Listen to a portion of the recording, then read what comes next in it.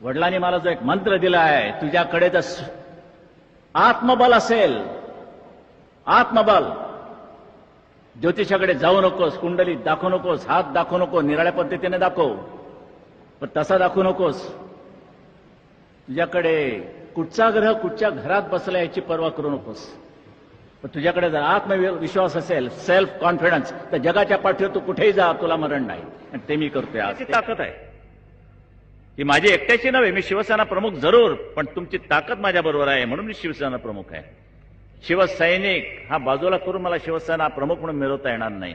ही माझी भावना आहे, ती प्रत्येकानं जोपासली पाहिजे. जनतेला फसवणार असो तर या जनतेने हा भगवानच्या महानगरपालिकेवरती फडकवला नसता ना, त्यावेळेला मंत्रालयावरती सुद्धा फडकवला नसता. एवढी दूधखोळी समजू नका त्यांना. ती काही बावळट माणसं जमलेली नाहीत माझ्याकडे, जमलेली समोर मी तयार केले. त्यांच्या पाठीचा कणा ताट करायला शिवसेना कारणीभूत आहे. बाकी तुम्ही कोणी केलं नाही, उलट मोडलात की नाही. बालासाहेब एक रिमोट कंट्रोल आहेच, जाहीर आहे. पण जेवढ्या माझ्या रिमोट कंट्रोल बद्दल एक तुम्ही चोमड्यासारखी चौकशी करता, तेवढी हायकमांड बद्दल का करत नाही? काँग्रेसचा हायकमांड आणि माझा रिमोट कंट्रोल. कारण का इलेक्ट्रॉनिक सिस्टीम आलेली आहे. त्या मागासवर्गीयांना म्हणजे काँग्रेससारख्या लोकांना काय कळणार? आम्ही पुढे चाललेलो आहोत, हे तेवढेच बसलेले आहेत. शिवसेना नसते तर ह्या मुंबईमध्ये मागमुसही लागला नसता, मराठी माणूस कुठच्या कुठे फेकला गेला असता. आणि मुंबईचं नाक आपल्या हातात ठेवल्यामुळे महाराष्ट्राला सुद्धा कोणी हलवू शकत नाही. खुद्द ज्यावेळेला मी पंतप्रधानांना भेटलो, पंतप्रधानांचं एक वाक्य तुमच्या शिवसेना प्रमुखांच्या बाबतीत फार महत्वाचं आहे. थोडा भाव खातो म्हणा मी, पण त्यांनी मला सांगितलं की well mister Thackeray, your voice is not only important in Maharashtra, but it is very important in the country.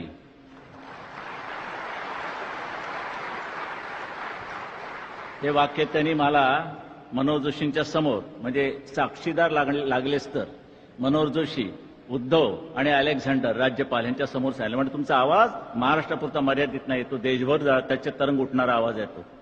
ही तुमची शिवसेना आहे. सागर वट्याने विचारलं, म्हटलं why you wear this saffron colour, हे तुम्ही भगवा काय घालता? It's a colour of renunciation. It's a colour of renunciation म्हणजे त्यागाचा रंग आहे. म्हटलं why the colour of renunciation should be blue black, why not blue black red yellow black.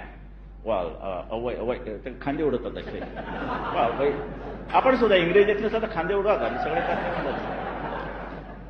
बरं, पण एखाद्याने प्रश्न विचारला, वा बॉडी, इंग्लिश संपलं, सगळा अर्थ आला त्याला. खांदा देऊ नका पण उडवायला का हरकत नाही. बरं, उडवा नसते. पुष्कळ वेळा मी पाहिले त्याला. ते झालं वेळ इष्टे म्हटलं नो. हे मी माझं एक संशोधन असं केलं की आम्ही सूर्याचे भक्त आहोत. सूर्योदय ज्यावेळेला होतो त्यावेळेला आकाशामध्ये तो भगवा रंग फेकला जातो, आणि ज्यावेळेला सूर्यास्त होतो त्यावेळेला रंगावर आकाश रंग भगव्या रंगाने नुसतं बुंद छान झालेलं असतं, झुंजू मुंजू आणखीन असतं. आमचे सगळे जे काही धार्मिक विधी आहेत, मग बाकी अगदी अंतीय ह्याच्यापर्यंत, ते सगळे अग्नीच्या साक्षीने होतात. त्या अग्नीचा रंग भगवा असतो, म्हणून आमच्या हिंदू धर्मामध्ये भगवा रंग आलेला आहे. मी बजावणार, तो मी बजावणार. हा एक संताप आहे. काय सहन करतात त्याविषयी कोणी म्हणतात की आमच्या एका खासदाराला मारलं, जोडणार की शिवसेनेच्या तिकिटावरती निवडून यायचं आणि बदमाश तिकडे जातात, मग त्यांना काय ओवाळू? आणि आता प्रश्न विचारला की समजा उद्या तुमच्या हातामध्ये सत्ता आली आणि तुमचे आमदार तिकडे गेले, तर मात्र आज तुम्हाला सांगतो सगळ्यांना, यापुढे एक आमदार जर शिवसेनेतनं फुटला तर मात्र कायद्याची पर्वा न करता त्याला रस्त्यात तुडवा.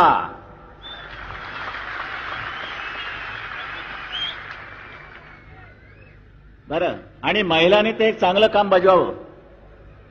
जाम काय अगदी काळं वेळ अगदी वाटतं ते त्याच्या अगदी अंगावरती नाचला तरी चालेल, पण ह्या भडव्यांना अशीच शिक्षा झाली पाहिजे.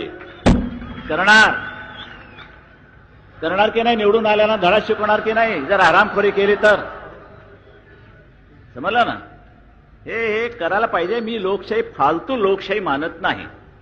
ही लोकशाही नव्हे की ज्या जनतेनं विश्वासानं शिवसेनेचा म्हणून तुम्हाला निवडून दिल्यानंतर तुम्ही तिकडे जाता पैशा करता. हॉटेल लाईन केवढी सुधारते, केवढी हॉटेल लाईन. एका तरी मराठी माणसाचं अजून तरी पंचतारिका हॉटेल आहे का? तुमचं 4 स्टार आहे, 4 स्टार, पण धाडस केले, येते बरं. आपलं आहे का? आणि रावबहादूर ओबेरांचं बघितलं, अरे बाप रे बाप, 37 हॉटेल का 38 हॉटेल जगाच्या पाठीवर, हिंदुस्थान आणि जग. इथे एक हॉटेल काढल्यानंतर चमचे मोजावे लागतात आम्हाला. हॉटेल बंद चढायला काय रे, ते काटे राहे किती आहेत? साहेब काटे 12 आहेत, पण बाकीचे 2 चमचे कमी आहेत. ती जायला साले चोरणार आहे सर.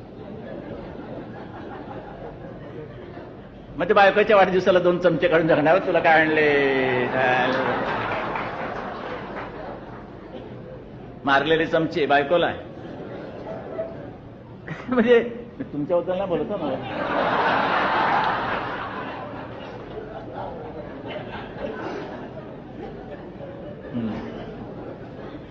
बरं, हे आपलं सहज डोक्यात आलं ते बोलून दाखवलं तुमच्या समोर.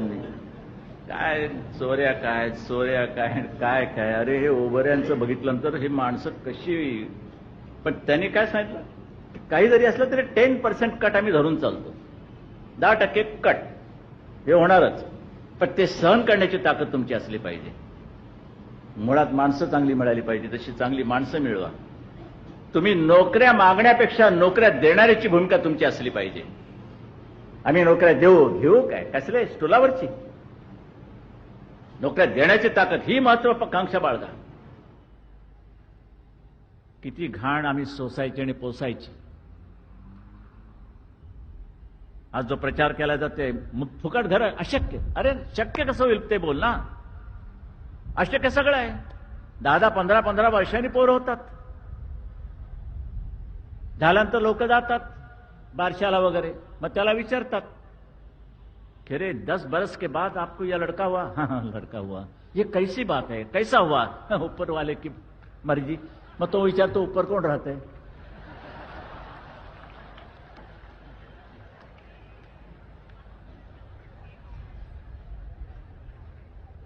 प्रयत्न आहे. यश आज नाही, उद्या, उद्या नाही, परवा कधीतरी मिळणार. पण टीका, मुंबई साफ होणे अशक्य. कचऱ्याचे ढीग कोण करतं? तुम्हीच करता. मग कशाला प्रश्न विचारता? तुम्ही करू नका. आणि म्हणून आम्ही दंड सुरू केलाय. दंड, त्याच्यावरती सुद्धा टीका. दंड करतायत, मग काय करायचं? जेवण घालायचं? या. तुमचा ढीग मोठा, या. हे करायचं.